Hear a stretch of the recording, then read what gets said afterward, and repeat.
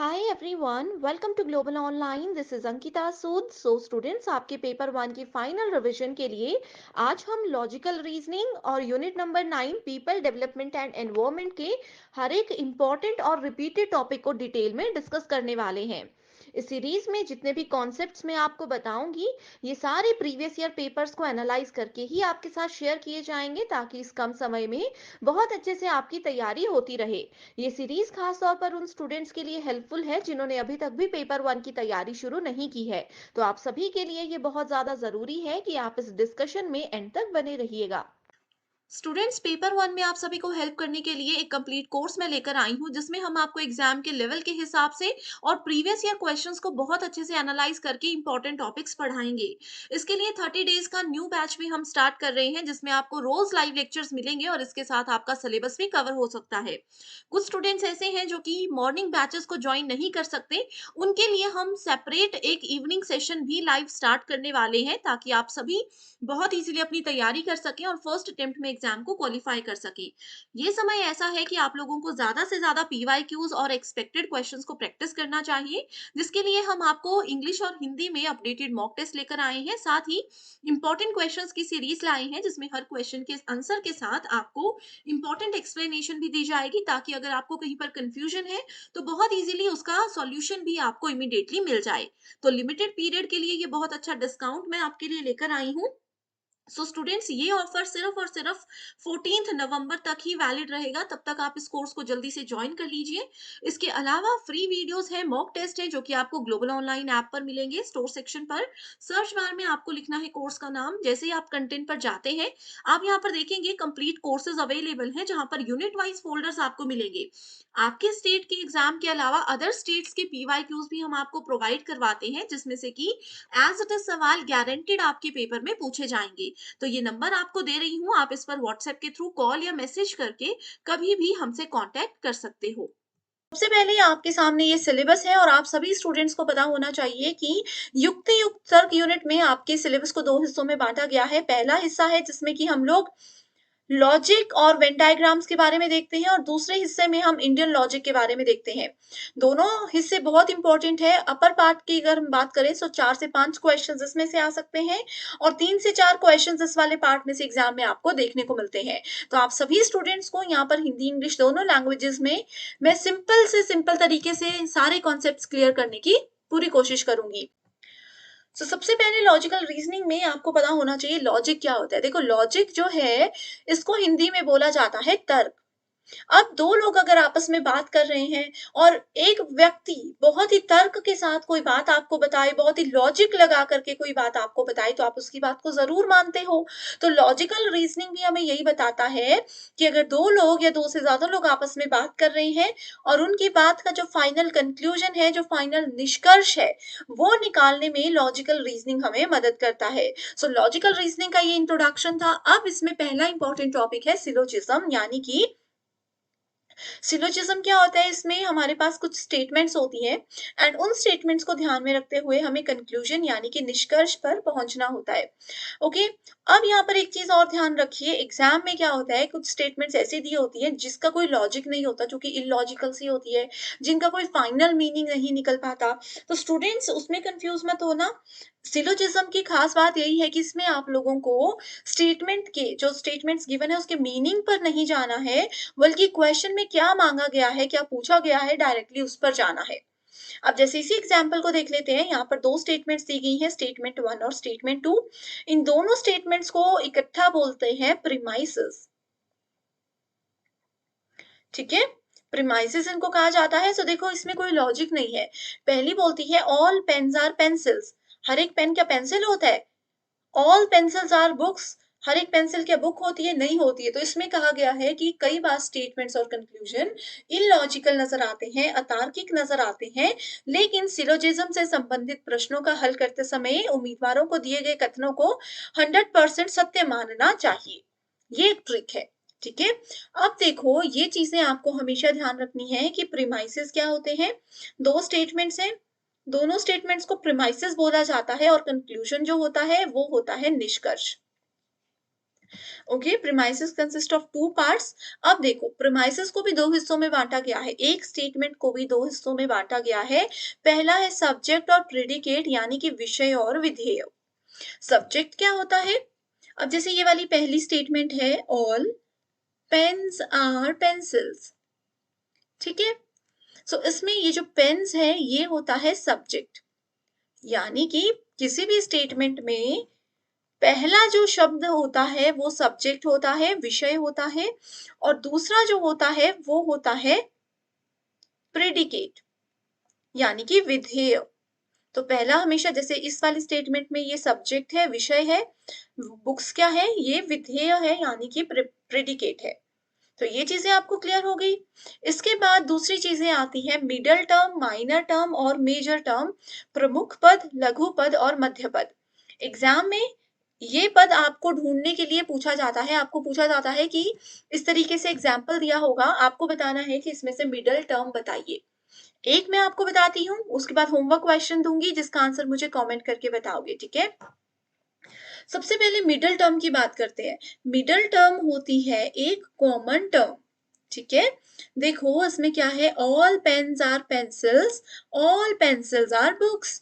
सो दोनों स्टेटमेंट्स में, इसमें हमने कंक्लूजन को नहीं देखना है, ठीक है। दोनों ही स्टेटमेंट्स में कॉमन क्या है, कॉमन है पेंसिल, ठीक है। तो पेंसिल्स क्या हो गई, पेंसिल्स यहां पर आ गई middle term.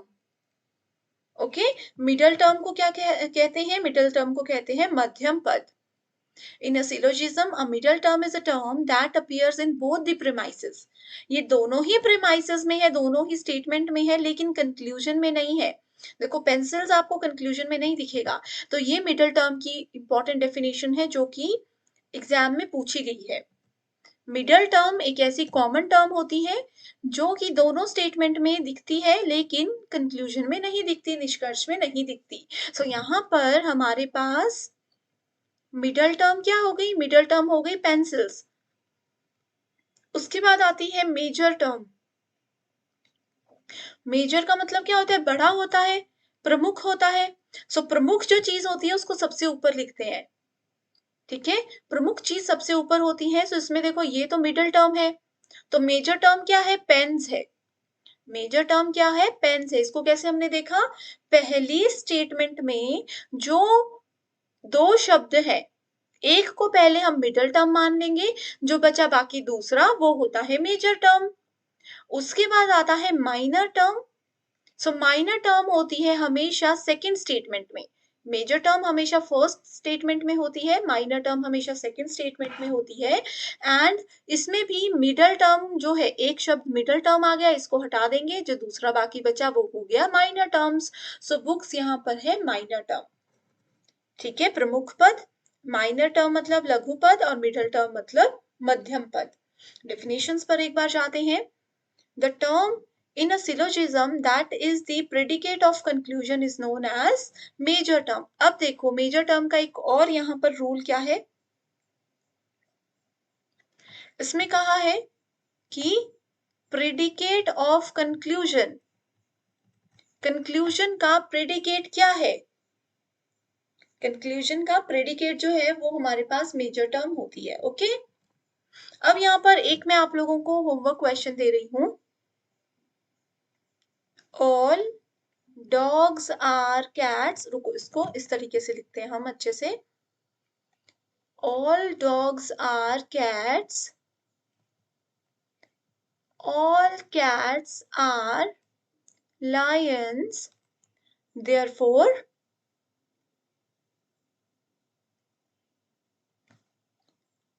All dogs are lions, ठीक है। सो ये है स्टेटमेंट वन यानी कि प्रीमाइस वन, और ये है स्टेटमेंट टू, और ये है कंक्लूजन यानी कि निष्कर्ष। इसमें कहा गया है हर कुत्ता बिल्ली होता है, और इसमें कहा गया है हर बिल्ली शेर होता है, और कंक्लूजन बोलता है इसका मतलब ये है कि हर कुत्ता शेर होता है, ठीक है। सो अब इसमें आप मुझे सिर्फ बताइए मिडल टर्म कौन सी है, मिडल टर्म इनमें से कौन सी है, ये मुझे बताइए कमेंट करके, ठीक है। कोई डाउट है, कोई कंफ्यूजन है, जरूर बेझिझक पूछिएगा, आप सबका रिप्लाई मैं हमेशा की तरह जरूर करूंगी। अब यहाँ पर एक चीज और आती है, देखो पहले वाली जो हमने स्टेटमेंट्स देखी उसमें आपने एक शब्द नहीं देखा होगा जो कि मैंने आपको यहाँ पर बताया। वो शब्द क्या है? वो शब्द है देयरफॉर। सो किसी भी स्टेटमेंट में, इसको नोट कर लीजिए, किसी भी स्टेटमेंट में अगर आपको हेंस, देयरफॉर, सो, ठीक है, इस तरीके के कुछ टर्म्स नजर आते हैं, इसका मतलब है कि वो हमें कंक्लूजन बता रहा है, वो हमें दो ऊपर की बातों का निष्कर्ष बता रहा है। ओके, सो ये होमवर्क क्वेश्चन है, मिडल टर्म बताइए मुझे। अब देखो इसमें एक चीज और दी है, this is also known as cancelling terms and in Indian logic इसको रीजन या हेतु बोला जाता है। हेतु भी अपने आप में एक बहुत इंपॉर्टेंट टॉपिक है, इसको हम आगे कवर करेंगे। रीजन को, किसी भी चीज का जो कारण होता है, उसको इंडियन लॉजिक में यानी कि संस्कृत वर्ड्स में हेतु कहा जाता है। इसको नोट कर लीजिए। ओके, अगला जो स्टेटमेंट है ये है, आप लोगों ने सिलेबस में देखा है, classical square of opposition, rules of syllogism. ठीक है, रूल्स ऑफ सिलोजिज्म से ही हम क्लासिकल स्क्वायर ऑफ ऑपोजिशन पर जाते हैं। ये कॉन्सेप्ट क्लियर होगा तो आगे आपको और भी आसानी हो जाएगी। तो सबसे पहले इसमें चार चीजें होती हैं। ठीक है, देखो यहां से हम देखते हैं, चार चीजें होती हैं, ए, ई, आई एंड ओ। ए का मतलब होता है ऑल, ई का मतलब होता है नो, आई का मतलब होता है सम, और ओ का मतलब होता है सम नॉट। ठीक है, ये चार चीजें होती हैं, ए, ई, आई, ओ। अगर मैं आपको बोलूं कि ऑल बुक्स आर पेन्स, तो इसका मतलब है कि ये कौन सी स्टेटमेंट है? ए वाली स्टेटमेंट है। अगर मैं आपको बोलूं no books are pens, no आ गया, मतलब ये ई वाली स्टेटमेंट है। अगर मैं आपको बोलूं सम बुक्स आर पेन्स, सम मतलब आई, ठीक है, और लास्ट में आता है हमारे पास ओ। ओ में स्टेटमेंट होती है some books are not pens.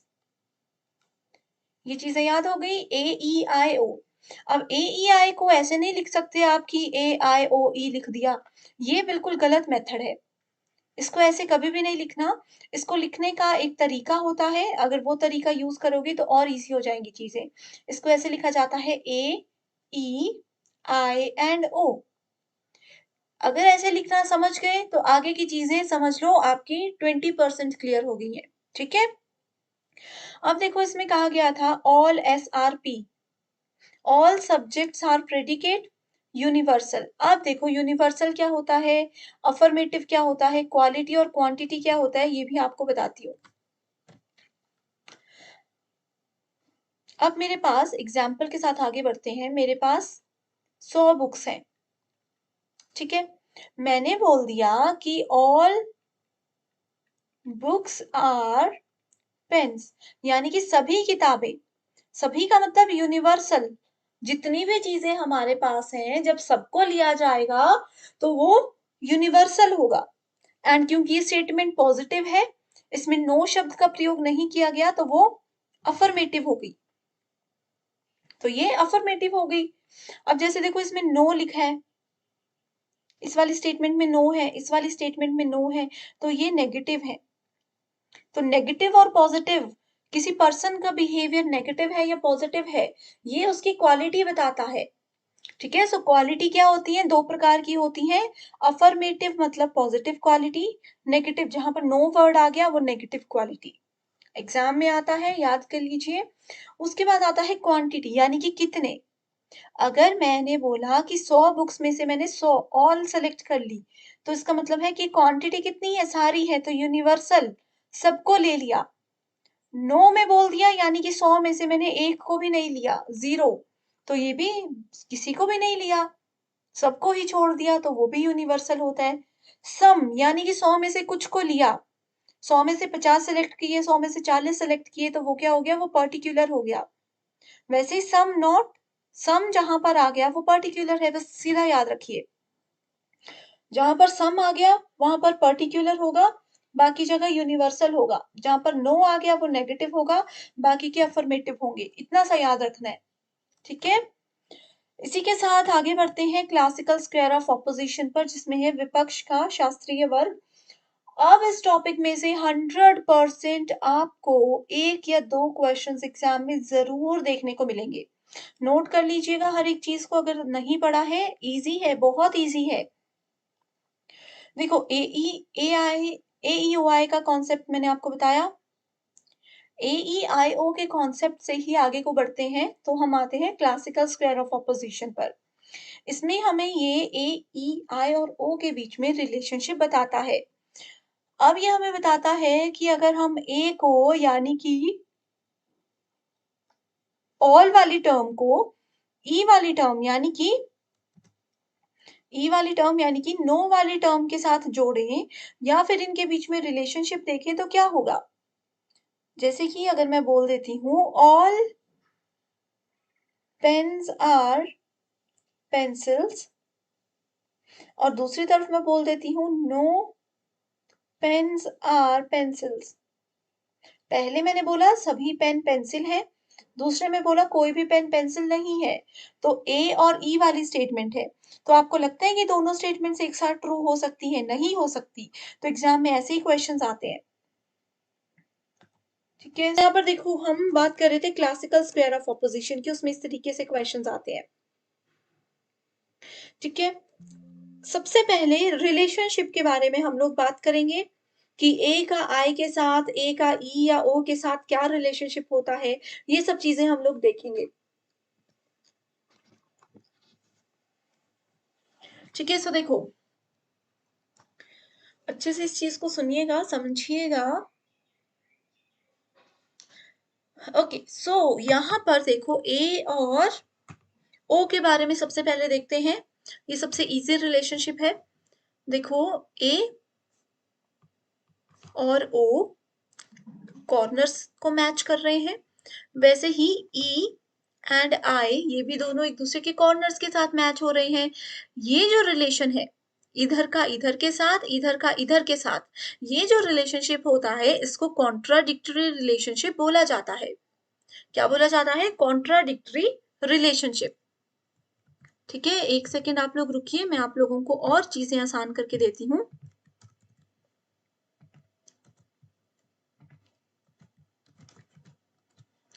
ठीक है, सो यहाँ पर देखिए, ऐसे याद रखिए, पहला रिलेशनशिप है ए का ओ के साथ और ई का आई के साथ। ठीक है, ये होते हैं कॉन्ट्राडिक्टरी रिलेशनशिप। कॉन्ट्राडिक्टरी का मतलब होता है कॉन्ट्राडिक्ट, यानी कि एक दूसरे के ऑपोजिट। ठीक है, इसमें एक दूसरे के ऑपोजिट का क्या मतलब है? इसका मतलब ये है कि अगर ए वाली स्टेटमेंट को हमने बोल दिया कि ये बिल्कुल सत्य है, तो डेफिनेटली सी बात है, बिल्कुल पक्की बात है कि ओ फॉल्स ही होगा। लेकिन अगर हमने माना था कि ए फॉल्स है, तो इसका मतलब है कि ओ ट्रू होगा। ये एक दूसरे के ऑपोजिट है। एक फ्रेंड ने बोल दिया कि मैं जा रही हूं, तो दूसरी ने बोला मैं नहीं जाऊंगी। अगर दूसरी ने बोला होता कि मैं नहीं जाती, तो पहली वाली बोलती कि मैं तो पक्का जाऊंगी। वही हिसाब यहाँ पर, ये कॉन्ट्राडिक्टरी, एक दूसरे के बिल्कुल ऑपोजिट काम करते हैं। Same goes for E and I. E अगर ट्रू है तो आई हमारे पास फॉल्स हो जाएगा। ई अगर हमने मान लिया फॉल्स है, तो आई हमारे पास ट्रू हो जाएगा। ये एक दूसरे के ऑपोजिट है। ठीक है, एक अगर ट्रू है तो दूसरा हमेशा फॉल्स होगा, एक अगर फॉल्स है तो दूसरा हमेशा ट्रू होगा। ये स्टेटमेंट है। एंड यहाँ पर ये भी ध्यान रखिए कि रिलेशनशिप जो है ए का ओ के साथ ही होगा, ई का आई के साथ ही होगा, जो मैंने अभी आपको बात बताई। इसको कॉन्ट्राडिक्टरी बोला जाता है। इसी के साथ अब दूसरा रिलेशनशिप कौन सा है? दूसरा लेकर चलते हैं हम, कॉन्ट्रारी, ए और ई का रिलेशनशिप।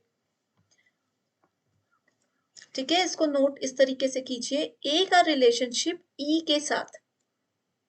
ठीक है, ई आपको किसकी तरह दिखता है? ई जो है वो देखने में किसके जैसा है? एफ के जैसा है। ट्रिक बता रही हूँ, ई दिखने में एफ के जैसा है और एफ का मतलब होता है यहाँ पर फॉल्स। ठीक है, सो ए और ई का रिलेशनशिप हमें ये बताता है कि ये दोनों चीजें एक साथ में फॉल्स हो सकती हैं, एक साथ में झूठी हो सकती हैं, लेकिन एक साथ में सत्य कभी भी नहीं हो सकती। तो ए और ई का रिलेशनशिप क्या होता है? False together but not true together. ठीक है, तो ये रिलेशनशिप है ए और ई का। अगला रिलेशनशिप, अब देखो अगला रिलेशनशिप क्या है, इसका ऑपोजिट है। ऊपर वाला अगर कॉन्ट्ररी था तो नीचे वाला सब कॉन्ट्ररी है, आई एंड ओ। ठीक है, सो आई एंड ओ, कॉन्ट्ररी का उल्टा सब कॉन्ट्ररी। तो इसमें क्या होगा, आई किसके जैसा दिखता है? देखो आई किसके जैसा दिखता है? टी के जैसा दिखता है ना। और ई देखो, इसको ऐसे याद रखो, ई एफ के जैसा दिखता है मतलब फॉल्स, आई टी के जैसा दिखता है मतलब ट्रू। तो आई एंड ओ में रिलेशनशिप ये हो सकता है कि ये दोनों हमेशा एक साथ ट्रू हो सकते हैं, लेकिन कभी भी एक साथ फॉल्स नहीं हो सकते। ओके, नोट कर लिया। इसके बाद फिर अगला रिलेशनशिप पे अगर जाएंगे तो ये रिलेशनशिप आ जाएगा ए और आई का, ई एंड ओ का। ये क्या है, ये दोनों सब ऑल्ट्रेशन है। ये तो कॉन्ट्ररी और सब कॉन्ट्ररी था ना, इसलिए इनके अलग अलग रूल्स थे। अब ये दोनों सब ऑल्ट्रेशन है तो ए से आई, ई से ओ का सेम रिलेशनशिप ही रहता है। ठीक है, सो इस रिलेशनशिप को हम कैसे लिखेंगे? ए से आई। ठीक है, ए से आई, ए से आई की ओर अगर हम लोग जाएंगे तो क्या होगा? अगर ए ट्रू है, अगर ए ट्रू है तो ये क्या करेगा, ये आई को भी ट्रू बना देगा। ठीक है, डाउनवर्ड, डाउनवर्ड डायरेक्शन में। इसको आप इस एग्जाम्पल के साथ याद रख सकते हो कि जो हमारे सीनियर है, ठीक है, सीनियर्स हैं, वो अगर सत्य की राह पर चलते हैं, वो अगर सत्य की राह पर चलते हैं तो हम उनके जूनियर्स हैं, हम भी उनको देख देख कर सत्य की राह पर ही चलने लग जाएंगे। तो ऊपर से सीनियर से जब नीचे की ओर आएंगे, ऊपर वाला अगर सत्य है तो वो नीचे वाले को भी सत्य बना देगा। ए ट्रू है तो वो आई को भी ट्रू बना देगा। ठीक है, लेकिन नीचे से, अगर नीचे से ऊपर की ओर जाएं, नीचे वाला अगर झूठा है तो वो ऊपर वाले को भी झूठा साबित करने की पूरी कोशिश करेगा। इसका मतलब क्या है, इसको ऐसे याद रखिए कि इसका मतलब है कि अगर आई फॉल्स है तो वो ए को भी फॉल्स बनाने की पूरी कोशिश करेगा, वो ए को भी पूरा फॉल्स बना ही देगा। ओके, नेक्स्ट आ जाता है रिलेशनशिप बिटवीन ई एंड ओ। सो ई अगर ट्रू है, सेम फॉलो होगा पैटर्न कि ऊपर वाला सत्य है तो वो नीचे अपने जूनियर्स को भी सत्य साबित करेगा, तो वो ट्रू किसको बना देगा, ओ को भी ट्रू बना देगा। लेकिन वहीं अगर ओ फॉल्स है तो ई का क्या हो जाएगा, ई का कुछ भी नहीं होगा। इस तरीके की कंडीशन एग्जाम में आती भी नहीं है, एंड ये हमेशा ऑलवेज डाउटफुल कंडीशन की कैटेगरी में ही काउंट किए जाते हैं। ओके, ओके, सो अभी तक आई होप बिल्कुल क्लियर है चीजें। ये जो मैंने AEIO का कॉन्सेप्ट, AEIO के बीच में रिलेशनशिप अभी तक बताया, इसमें से श्योर एक या दो क्वेश्चंस एग्जाम में आपको आएंगे। इस वाली स्लाइड को नोट कर लीजिए, इसका स्क्रीनशॉट ले लीजिए। ठीक है, एग्जाम्पल्स के साथ देखते हैं चीजों को। एक ही एग्जाम्पल बताऊंगी, बाकी हमने ऑलरेडी सेशंस में डिस्कस किया है। अगर मेरे पास स्टेटमेंट है ऑल बुक्स आर पेन्स, ठीक है, और दूसरी स्टेटमेंट है नो बुक्स आर पेन्स। इसमें हमने क्या बोला था, ए और ई में दोनों एक साथ फॉल्स हो सकते हैं लेकिन एक साथ ट्रू नहीं हो सकते।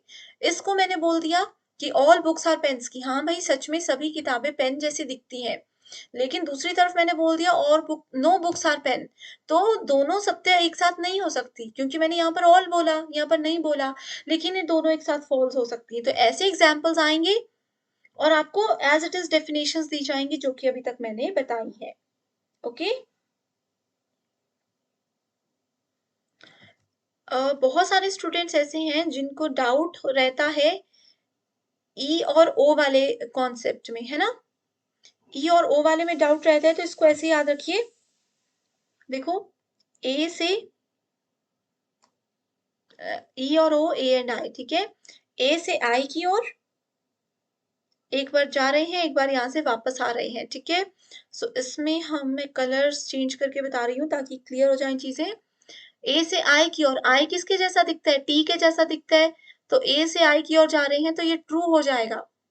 आई से ए की ओर जा रहे हैं तो ये उसका उल्टा है, तो फॉल्स हो जाएगा। ठीक है, ए से आई की ओर गए, आई टी जैसा दिखता है तो ट्रू की ओर ये हमें लेकर जा रहा है, सत्य की ओर लेकर जा रहा है। सेम विथ ई एंड ओ। ठीक है, ये वाला अगर क्लियर हो गया तो ई एंड ओ पे भी आपने सेम चीज को फॉलो करना है। अब देखो यहाँ पर ये एग्जांपल्स हैं।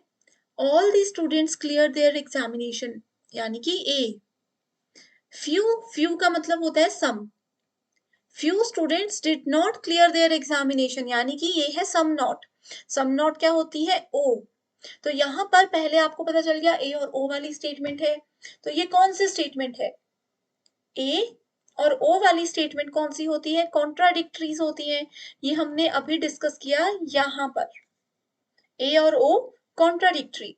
सेम क्वेश्चन में अगर आपको दिया होता कि all the students clear their examination and ये कहा होता no student clear their examination, तो ये हो जाता ए और ई। ए और ई कौन सी स्टेटमेंट्स होती है, ये होती है contrary statements. Okay, I hope clear है कैसे क्वेश्चंस आते हैं। देखो यहाँ पर विरोधाभास इसको कहा जाता है, कॉन्ट्राडिक्टरीज को। नेक्स्ट है, in which of the following propositions both can be true simultaneously. देखो ये भी अभी मैंने बताया, दो स्टेटमेंट्स हैं जो कि एक साथ ट्रू हो सकती हैं but they can not be false together, वो एक साथ फॉल्स नहीं हो सकती। कौन सी होती है वो दो स्टेटमेंट्स, वो होती है सब कॉन्ट्ररी। अभी हमने पढ़ा सब कॉन्ट्ररी क्या होती है, ट्रू हो सकती है एक साथ पर फॉल्स नहीं हो सकती। ट्रू हो सकती है आई टी जैसा दिखता है तो ट्रू हो सकती है, ई एफ जैसा दिखता है तो फॉल्स हो सकती है। ओके, बहुत इजी है, बहुत इजी है। अगर आपको ये ट्रिक समझ आ गई है मुझे एक बार कमेंट करके बता दीजिए स्टूडेंट्स। ठीक है, प्लीज मुझे कमेंट करके बता दीजिए कि क्या ये ट्रिक्स आपको समझ आ रही है। अगर नहीं आ रही है, कोई भी डाउट है, तो मैं सेम वीडियो पर सेम सेशन आपके लिए लाइव लेकर आऊंगी ताकि आपके डाउट जो है वो साथ साथ में क्लियर होते रहे। ठीक है, अगर क्लियर हो रही है तो हमेशा की तरह कमेंट करके मुझे मोटिवेट कीजिए ताकि मैं इस तरीके की सीरीज आपके लिए कंटिन्यू रख सकूं। एंड इसके अलावा किसी भी पर्टिकुलर टॉपिक पर, किसी भी पर्टिकुलर यूनिट पर, किसी भी पर्टिकुलर चैप्टर पर आपको सेपरेट वीडियो चाहिए एग्जाम से पहले तो मुझे वो भी बता दीजिए, रिक्वेस्ट आपकी जल्दी से जल्दी पूरी की जाएगी। ओके, सो नेक्स्ट है स्ट्रक्चर ऑफ कैटेगोरिकल प्रोपोजिशन। अब देखो, कैटेगोरिकल सिलोजिज्म जो हमने पढ़ा ना, उसके स्ट्रक्चर के बारे में बताई गई चीजें हैं। सब्जेक्ट और प्रेडिकेट हमने पढ़ लिया, विधेय और विषय हमने पढ़ लिए। अब बात आती है कॉपिला की। कॉपिला वो वर्ड होता है जो कि इन दोनों को, सब्जेक्ट और प्रेडिकेट को जोड़ने में मदद करता है। For example, all clothes are fashionable, सभी कपड़े जो हैं वो फैशनेबल होते हैं। ठीक है, सो ये क्या है, ये सब्जेक्ट है, ये क्या है, प्रेडिकेट है, विषय और विधेय बता दिए। कॉपिला इन दोनों को जोड़ रहा है तो कॉपिला है आर, कॉपिला इन दोनों को जोड़ने में मदद करता है। अगला आ जाता है फैलेसी। फैलेसी क्या होता है, ये अभ्यास होता है। अब देखो फैलेसीज को यहाँ पर बहुत सारे प्रकार की होती है, डिटेल में कवर करना थोड़ा सा पॉसिबल नहीं है। सो कुछ बेसिक सी जो इम्पोर्टेंट फैलेसीज हैं जो कि एग्जाम में बहुत बार पूछी गई हैं और आगे भी पूछी जाएंगी, उनको ही हम यहाँ पर डिटेल में कवर करेंगे। ठीक है, फैलेसी को ना पहले मैं एक एग्जाम्पल के साथ स्टार्ट करती हूँ। ठीक है, फैलेसी को एक एग्जाम्पल के साथ स्टार्ट करते हैं। सो देखो, मान लीजिए कि मैं आपको बोल रही हूँ कि मुझे आंसर बताइए, मुझे ये बताइए। मान लीजिए हम ऑफलाइन सेशन में, ऑनलाइन सेशन नहीं है, ऑफलाइन क्लास चल रही है, आप मेरे सामने हो। मैंने आपसे कुछ क्वेश्चन पूछा और आप पूरी क्लास ने मुझे इग्नोर कर दिया, मेरी बात का जवाब ही नहीं दिया। या फिर आप लोगों ने क्या कर दिया, आप लोगों ने जो है मतलब बात को ही चेंज कर दिया, लेकिन मेरी बात का आंसर नहीं दिया, मेरे सवाल का जवाब नहीं दिया। तो वो क्या कहलाता है, वो फैलेसी कहलाता है कि आपने मुझे भ्रम में थोड़ा-सा डालने की कोशिश की। ओके?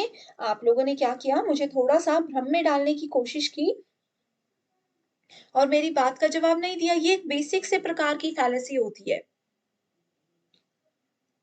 ठीक है? सो फैलेसी एक एरर होता है किसी भी आर्गुमेंट में that deceives our mind.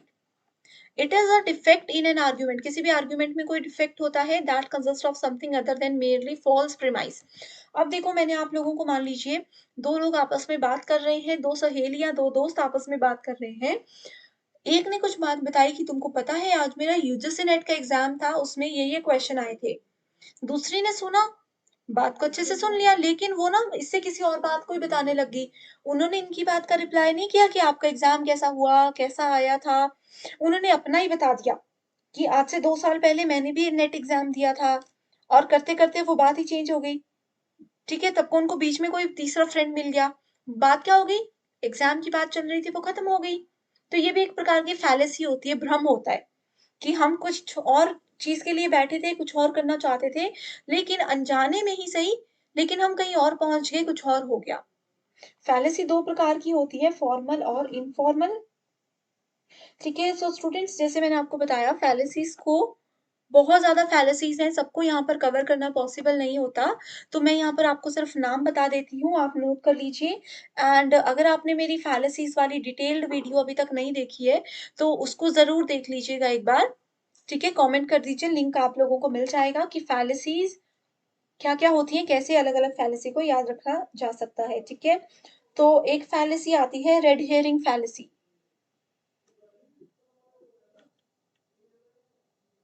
Red hearing fallacy, जिसको इंग्लिश में डेलिब्रेट डाइवर्शन भी बोला जाता है। ओके, जानबूझकर अगर हम किसी बात को दूसरी तरफ घुमा देते हैं, तो उसको डेलिब्रेट डाइवर्जन कहते हैं। रेड हियरिंग फैलेसी, हियरिंग मतलब सुनना, रेड हियरिंग मतलब नहीं सुनना, कि हमने सुनकर भी उस बात को अगर इग्नोर किया, बात को बदल दिया, वो रेड हियरिंग फैलेसी होती है। ठीक है? जैसे कि घर में कई बार पेरेंट्स बोलते हैं कि आप लोगों की एग्जाम की तैयारी कैसे चल रही है? तो हम उनको ये नहीं बोलते कि अच्छी चल रही है या बुरी चल रही है। हमने क्या किया, हमने उनके सवाल का जवाब ये दे दिया कि तैयारी करने में तो बच्चों को 6-7 साल भी लगते हैं, एग्जाम बहुत टफ होता है। उन्होंने एग्जैक्ट आंसर नहीं दिया, लेकिन बात को बदल दिया। तो इसमें भी रेड हेरिंग फैलेसी भी 2 प्रकार की होती है।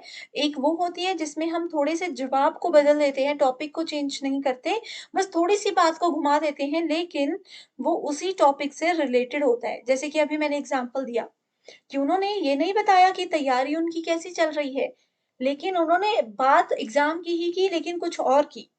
ठीक है? दूसरा होता है जिसमें उससे रिलेटेड डाइवर्जन नहीं होता। अब किसी को, मान लीजिए एक बच्चा खिलौने के लिए रो रहा है कि मुझे ये खिलौना चाहिए, तो उसकी मम्मी ने क्या किया, उसकी मम्मी ने बोल दिया कि चलो घर पर बहुत अच्छा खाना तुम्हारे लिए इंतज़ार कर रहा है, या फिर घर पर चलो तुम्हारे लिए एक नई ड्रेस मैंने लाकर रखी है। तो वो क्या हो गया, उन्होंने बच्चे का माइंड डाइवर्ट करने के लिए, उनका ध्यान खिलौने से हटाने के लिए बात को ही बदल दिया। तो वो आती है red hearing fallacy, deliberate diversion, जिसमें जानबूझकर हम बात का मोड़ ही बदल देते हैं। उसके बाद अगली फैलेसी आती है जिसका नाम है straw man fallacy. Straw man fallacy, ठीक है? अगर हमें पता होता है कि एक सामने वाला पर्सन झूठा है, सॉरी, एक सामने वाला पर्सन सच बोल रहा है, लेकिन हमारे पास कोई लॉजिक नहीं होता, कोई सबूत नहीं होता कि हम उस पर्सन को सत्य ही मानकर चलें, तो इसके लिए हमें उसको झूठा मानना पड़ता है। ठीक है? तो वो क्या होता है, झूठा हम उसको जानबूझकर, सॉरी, इस चीज़ को फिर से देखते हैं। स्ट्रॉ मैन फैलेसी क्या बोलती है? अगर हमें पता होता है कि सामने वाला बच्चा सत्य बोल रहा है, मान लीजिए टीचर और स्टूडेंट है। टीचर ने आपको कुछ पढ़ाया और कोई टॉपिक गलत हो गया गलती से, कोई क्वेश्चन गलत हो गया गलती से। अब स्टूडेंट्स ने यहाँ पर इकट्ठे होके बोल दिया कि आपने इसका आंसर गलत बताया। ठीक है, अब टीचर को क्या लग रहा है कि टीचर को थोड़े टाइम बाद समझ आ गया कि हाँ, ये क्वेश्चन मुझसे गलती से गलत तो हो गया, लेकिन मैं तो टीचर हूँ। बच्चों के सामने अगर ऐसा हो गया कि मैंने गलत पढ़ाया तो मेरी तो यहाँ पर इज्जत जाएगी, है ना? मेरी तो यहाँ पर इमेज खराब हो जाएगी, ऐसा होता है। तो उस समय टीचर क्या करेंगे? टीचर बच्चों को, अब इस मामले में तो वो टीचर्स बच्चों को गुस्सा नहीं कर सकती क्योंकि उनको पता है कि बच्चे बिल्कुल सही बोल रहे हैं। तो इस टाइम पे टीचर क्या करेंगे? बच्चों को कुछ नीचा दिखाने के लिए या डाउन फील करवाने के लिए या उनको चुप करवाने के लिए बात ही बदल देंगे और कोई ऐसा टॉपिक उठा लेंगे जिससे कि वो उसको डिफीट कर सके। एक एग्जाम्पल लेते हैं। टीचर को स्टूडेंट ने बोल दिया कि मैम आपने ये गलत पढ़ाया था। ठीक है, टीचर को कहीं न कहीं थोड़ी देर बाद रियलाइज़ हो गया कि गलत पढ़ाया, लेकिन टीचर अपना ईगो सैटिस्फाई करने के लिए इस बात को मान नहीं रहे कि उन्होंने वो गलत पढ़ा दिया था। और टीचर ने क्या कर दिया? टीचर ने बच्चों को इस तरीके से बोल दिया कि मैं तो देखना चाहती थी कि तुम क्लास में कितने अटेंटिव हो। ये देखने के लिए मैंने जानबूझकर ही आपको गलत आंसर बताया था। तो टीचर ने क्या किया? अपना एक ईगो मेंटेन करने के लिए, एक अपना अपर हैंड सेट करने के लिए थोड़ा-सा बात को बदल दिया और उस बच्चे की किसी पर्टिकुलर पॉइंट पर जो है वो पॉइंट आउट करने वो लग गए। ओके? इसके बाद आती है यहाँ पर आर्ग्यूमेंट अगेंस्ट द पर्सन, किसी पर्सन के आर्ग्यूमेंट पे हम कैसे यहाँ पर करते हैं, appeal to ignorance, fallacy of division, hasty generalisation fallacy, ये सब प्रकार है। मिसिंग द पॉइंट, ये भी एक फैलेसी होती है। हर एक चीज को अगर डिटेल में देखने लगे तो समझ आएगा, बाकी के टॉपिक्स मिस हो जाएंगे। तो इस पे एक सेपरेट वीडियो ऑलरेडी है, आप उसको देख सकते हो। ठीक है, नेक्स्ट है इंडियन लॉजिक, भारतीय तर्क क्या होता है? सो भारतीय तर्क में, ठीक है, भारतीय तर्क में दो चीजें होती हैं। वो दो चीजें होती हैं, एक होता है ऑर्थोडॉक्स, एक होता है अनऑर्थोडॉक्स।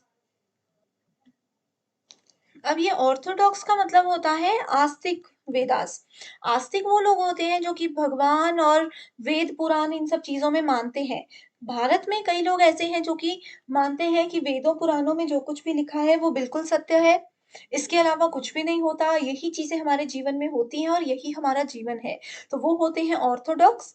और अनऑर्थोडॉक्स होते हैं नास्तिक लोग जो कि वेद पुराण भगवान ये सब चीजों में नहीं मानते। उनको लगता है कि अपना कर्म कीजिए, अपना काम कीजिए और यही एक जीवन होता है। सो जो आस्तिक लोग होते हैं, जो वेद पुराण में मानते हैं, उसमें कुछ फिलॉसफीज आती हैं जैसे न्याय फिलॉसफी, विशेषिका, मीमांसा जिसको पूर्व मीमांसा भी कहते हैं, समख्या फिलॉसफी, योगा फिलॉसफी और उत्तर मीमांसा जिसको वेदांत के नाम से जाना जाता है। वहीं नॉन वेदास में आता है बुद्धिस्ट, जैनिज्म और चारवाक यानी कि भौतिकवादी। तो ये जो लोग होते हैं, आपने देखा होगा बुद्धिस्ट लोग, जैन लोग मंदिर मस्जिदों में नहीं जाते, मंदिर और कहीं नहीं जाते।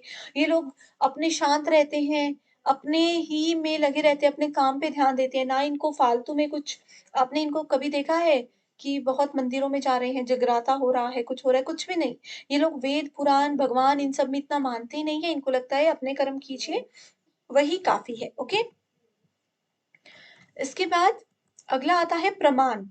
सो प्रमाण में सबसे पहली चीज तो आपको यहीं पर ये याद रखनी है कि प्रमाण होते हैं 6 प्रकार के इंडियन लॉजिक के हिसाब से। ठीक है, तो उसमें होते हैं 6 प्रकार के प्रमाण, जिसमें पहला है प्रत्यक्ष। हर एक चीज को आगे डिटेल में बताऊंगी। पहला होता है प्रत्यक्ष, संस्कृत शब्द है प्रत्यक्ष, हिंदी में इसको परसेप्शन कहा जाता है। उसके बाद आता है अनुमान यानी कि इन्फेरेंस। उसके बाद आ जाता है उपमना यानी कि कंपैरिजन, शब्द वर्बल टेस्टिमनी, अर्थपत्ति इम्प्लीकेशन और अनुपलब्धि नॉन एप्रीहेंशन। ठीक है, सो इसी चीज को हम डिटेल में देखते हैं। सो प्रत्यक्ष का मतलब होता है जो चीज हमारे सामने है, आपने ये शब्द सुना होगा कि प्रत्यक्ष को कभी भी प्रमाण की ज़रूरत नहीं होती है ना? तो प्रत्यक्ष जो चीज़ हमारे सामने है, अब कोई इंसिडेंट होता मैंने अपने सामने देख लिया, अपनी आँखों के सामने देख लिया, तो उसके लिए मुझे किसी को कोई सबूत देने की ज़रूरत नहीं होती है। ये मतलब होता है प्रत्यक्ष का। ठीक है? ये एक ऐसा प्रमाण होता है जो कि हमारे सेंस ऑर्गन्स को यूज़ करता है, हमारी इंद्रियों का प्रयोग करता है। कोई चीज़ अगर मैंने अपनी आँखों से देखी, अपने कानों से सुनी, ठीक है? अपने खुद मैंने सामने उसको होते हुए देखा है, तो उस चीज़ के लिए मुझे किसी को भी सत्य साबित करने के लिए जो है सबूत की ज़रूरत नहीं होती, ये इसमें बोला जाता है। कोई चीज़ है जिसको मैंने खुद टच करके देखा वो सॉफ्ट है या हार्ड है। मैंने अगर खुद टच कर लिया कि वो सॉफ्ट है तो मैं किसी को उस चीज़ का प्रमाण क्यों दूँ? ठीक है?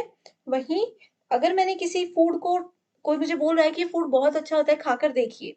मैंने अगर उस फूड को पहले से खा लिया है, मुझे वो अच्छा नहीं लगा है, तो उस चीज़ का भी मुझे क्या है, मुझे पता है, मैंने खुद उसको टेस्ट किया। तो जहाँ पर भी हमारी इंद्रियाँ इन्वॉल्व होती हैं, वहाँ पर क्या होता है? वहाँ पर प्रत्यक्ष होता है। दूसरी चीज़ आ जाती है अनुमना। अनुमान का मतलब होता है गेस करना, असम्पशन्स, इन्फेरेंस जिसको बोला जाता है। ठीक है? ये एक ऐसा प्रमाण होता है जिसमें कि हम अपने पुराने नॉलेज से, अपने ओल्ड नॉलेज को थोड़ा-सा आइडिया लगा करके किसी चीज़ का कन्क्लूज़न निकालते हैं। अब कोई प्रॉब्लम आपके सामने अगर आती है, तो आप लोग क्या करते हो उस प्रॉब्लम के सॉल्यूशन के लिए कुछ अपने दिमाग में जो आपके पास आइडियाज़ होते हैं, उसको यूज़ करके कुछ गेस लगाते हो, है ना? कुछ गेस करते हो, हाइपोथेसिस हमने रिसर्च में पढ़ा था, हाइपोथेसिस लगाते हो जिसको अनुमान कहा जाता है और सॉल्यूशन तक पहुँचने की कोशिश करते हो। तीसरा आ जाता है उपमना प्रमाण। उपमना का मतलब होता है कंपैरिज़न, जहाँ पर एक चीज़ को किसी दूसरी चीज़ के साथ कंपेयर किया जा रहा हो, वहाँ पर उपमना प्रमाण होता है। अगला आता है अर्थपति। अर्थपति 2 चीज़ों से मिलकर बना है, ठीक है? अर्थपति 2 चीज़ों से मिलकर बना है, एक होता है अर्थ, ठीक है? यानी कि किसी चीज़ का अर्थ, किसी चीज़ का मीनिंग, और पति यानी कि उत्पत्ति, 2 चीज़ें होती हैं, देखो इसको लिख कर बताती हूँ। अर्थपति 2 चीज़ें हैं, अर्थ प्लस उत्पत्ति या फिर अर्थ की उत्पत्ति। किसी भी वर्ड का यहाँ पर मीनिंग जो है वो जनरेट किया जाता है, ठीक है? इसमें क्या होता है, हमने जो सुनी-सुनाई बातें होती हैं, जो बिलीफ्स होते हैं, जो धारणाएँ होती हैं, ठीक है? उन सब के बारे में जो हम सुनते हैं, हम उसको मान लेते हैं। अर्थपति में ये होता है। अब मुझे किसी ने कोई बात बताई कि वेदों पुराणों में ऐसा होता है। मैंने चाहे वेद पुराण नहीं पढ़े हैं, नहीं सुने हैं, लेकिन मैंने क्या किया, मैंने उनकी बात को मान लिया। ये एक प्रमाण होता है। किसी की बात को मान लेना एक प्रमाण होता है, ठीक है? अनुपलब्धि, लास्ट है अनुपलब्धि, नॉन एप्रीहेंशन, नॉट अवेलेबल। देखो अनुपलब्धि 2 चीज़ों से बना है, अनु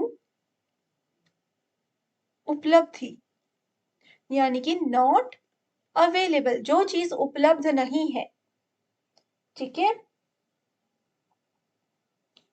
ये होता है एब्सेंस ऑफ नॉलेज,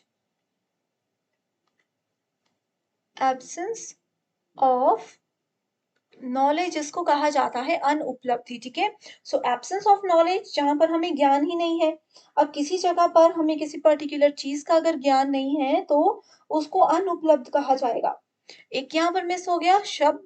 शब्द क्या होते हैं? शब्द को इंग्लिश में वर्ड्स बोला जाता है। वर्ड्स जहाँ पर यूज़ किए जाते हैं, वो वर्बल चीज़ होती है, कम्युनिकेशन में हमने पढ़ा है। सो वर्बल टेस्टिमनी मतलब शब्द। किसी के शब्दों पर हम कैसे विश्वास कर रहे हैं, ठीक है? किसी के शब्दों पर ही विश्वास करके हम कोई डिसीजन ले लेते हैं, उस चीज़ को शब्द यानी कि वर्बल टेस्टिमनी के नाम से जाना जाता है। ओके? ओके स्टूडेंट्स, सो ये हमने आज कंप्लीट कवर कर लिया है, ठीक है, हमने कंप्लीट कवर कर लिया है लॉजिकल रीजनिंग को भी। इतना भी पढ़ लोगे तो काफ़ी है, 6 से 7 क्वेश्चंस इतने में से भी आपको एग्ज़ाम में पूछने मिल सकते हैं। पीवाईक्यूज़ पे ऑलरेडी सेपरेट वीडियोज़ हैं। लिंक आप लोगों को डिस्क्रिप्शन बॉक्स में मैंने ऐड किया हुआ है, उस लिंक में जाकर आप सभी वीडियोज़ को देखकर फटाफट से प्रीवियस ईयर क्वेश्चंस को सॉल्व कर लीजिए। सबसे पहले यहाँ पर हम देखते हैं कि सस्टेनेबल डेवलपमेंट गोल्स क्या होते हैं। ये एक ऐसा टॉपिक है पीपल डेवलपमेंट एंड एनवायरनमेंट का, जो कि मोस्ट इंपॉर्टेंट है और हर साल पूछा जाता है। हिंदी मीडियम स्टूडेंट्स यहाँ पर देखिए, सस्टेनेबल डेवलपमेंट गोल्स को हिंदी में बोला जाता है सतत विकास के लक्ष्य। ठीक है, सतत विकास के लक्ष्य। अब देखो, एक प्रॉपर डेवलपमेंट जब सभी कंट्री की चाहते थे, तो अथॉरिटीज ने क्या किया, कुछ गोल्स बना लिए, कुछ लक्ष्य बना लिए, और फिर सब लोग उन लक्ष्य को अचीव करने की ओर लग गए। ठीक है, तो ये इसमें 17 लक्ष्य हैं, 17 गोल्स हैं, जो कि आपको पता होने चाहिए। इसमें आपको सीक्वेंस याद होना चाहिए, बहुत ज्यादा इंपॉर्टेंट है। साथ ही एग्जाम में ये डायरेक्टली पूछा जाता है कि मान लीजिए सस्टेनेबल डेवलपमेंट गोल्स में 11 नंबर का गोल कौन सा है, 6 नंबर का गोल कौन सा है, तो ये चीजें आपको याद होनी चाहिए। एक स्टोरी की तरह बताऊंगी, तो सबसे पहले देखो, चीजें शुरू होती हैं गरीबी से।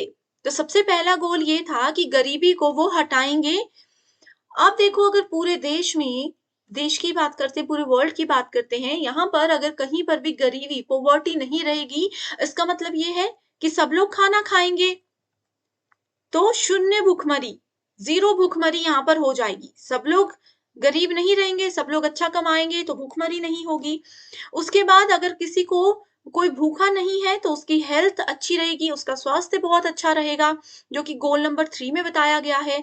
उसके बाद गुणवत्तापूर्ण शिक्षा, यानी कि जिसकी अगर हेल्थ अच्छी है, तो वो एक अच्छे से पढ़ाई कर सकते हैं, एक क्वालिटी एजुकेशन ले सकते हैं। अगर किसी के पास एक एजुकेशन बहुत क्वालिटी लेवल की है, तो अगर एक अच्छा पढ़ा लिखा इंसान देश में होगा, सब लोग अच्छे पढ़े लिखे होंगे, तो वो जेंडर इक्वालिटी को मानेंगे, वो लैंगिक समानता की ओर ध्यान देंगे कि महिला पुरुष बराबर है, सबको बराबर का अधिकार होना चाहिए, कोई किसी से कम नहीं होता। ठीक है, इसके बाद अगर समान सबको मानकर चलते हैं, तो अब इसके साथ साथ आपको स्वच्छ जल और सैनिटेशन, यानी कि स्वच्छता की ओर भी ध्यान रखना है। अगर आप लोग स्वच्छता की ओर ध्यान रखोगे, अच्छा पानी पियोगे, अपने आसपास सफाई रखोगे, तो आप लोगों का वातावरण अच्छा होगा, पूरा पर्यावरण अच्छा हो जाएगा, जिससे आपको एक क्लीन और ग्रीन एनर्जी मिलेगी। यह है 7वां गोल। 8वां गोल बोलता है कि अगर आप लोग एक अच्छी एनर्जी, एक अच्छे साफ सुथरे वातावरण में रहोगे, तो आप लोग बहुत अच्छे से काम कर पाओगे, जिससे कि आपकी अपनी प्रगति के साथ साथ देश की भी आर्थिक वृद्धि होगी।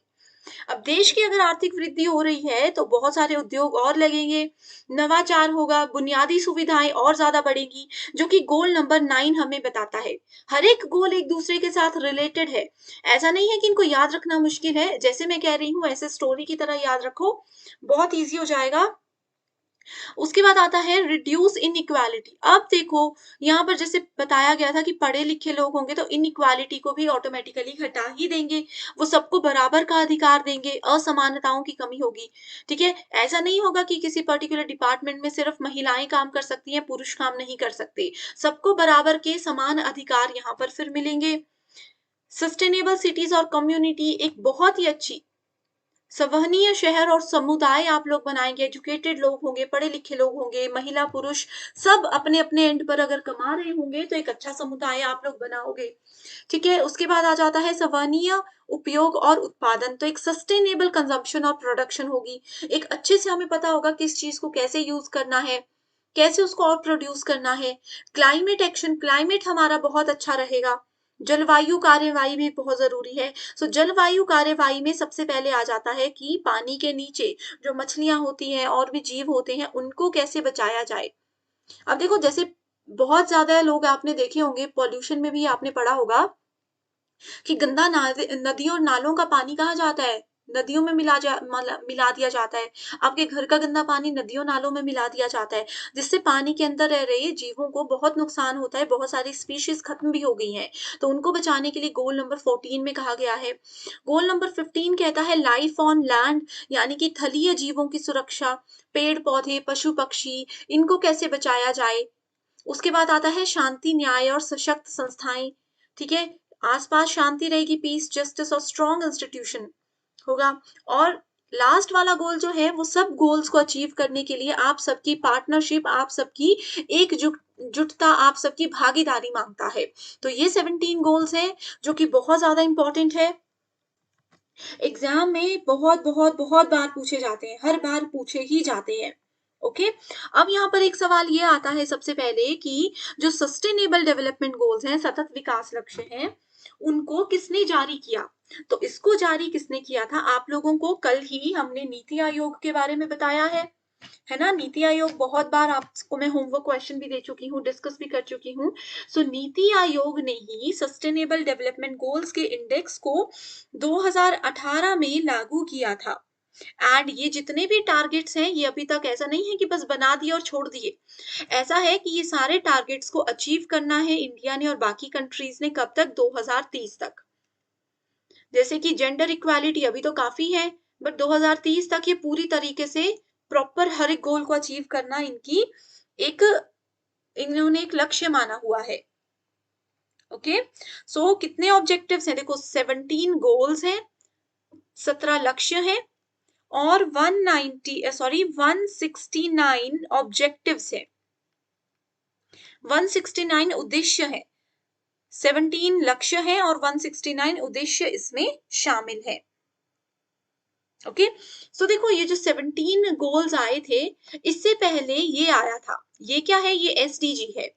एसडीजी का मतलब होता है, सॉरी एसडीजी वो था, ये एमडीजी है। एमडीजी, एमडीजी का मतलब होता है मिलेनियम डेवलपमेंट गोल्स, यानी कि संयुक्त राष्ट्र सहस्राब्दी विकास लक्ष्य। सो ये गोल्स क्या थे? इसमें सिर्फ आपके पास 8 गोल्स हैं एंड इन 8 गोल्स को कब तक पूरा करना था? 2015 तक पूरा करना था। तो ये गोल्स जैसे ही अचीव हो गए, उसके बाद ही सस्टेनेबल डेवलपमेंट के 17 गोल्स को रखा गया था। ठीक है, एग्जाम में यहाँ पर ये क्वेश्चन आता है। देखो यहाँ पर अभी हमने सस्टेनेबल डेवलपमेंट गोल्स पढ़े, इसमें पूछा है गोल नंबर 10, 13, 14 एंड 15 कौन सा है? अभी मैंने आपको बताया, एक्सप्लेन नहीं करूंगी, आंसर नहीं बताऊंगी, ये दे दिया मैंने आपको होमवर्क क्वेश्चन। जल्दी से बताइए गोल नंबर 10, 13, 14 एंड 15 क्या होता है? ओके, अब यहाँ पर एक क्वेश्चन ये भी आता है कि जितने भी आपके पास सस्टेनेबल डेवलपमेंट गोल्स हैं, इन गोल्स को सबसे ज्यादा अचीव करने वाले स्टेट्स कौन कौन से हैं इंडिया में?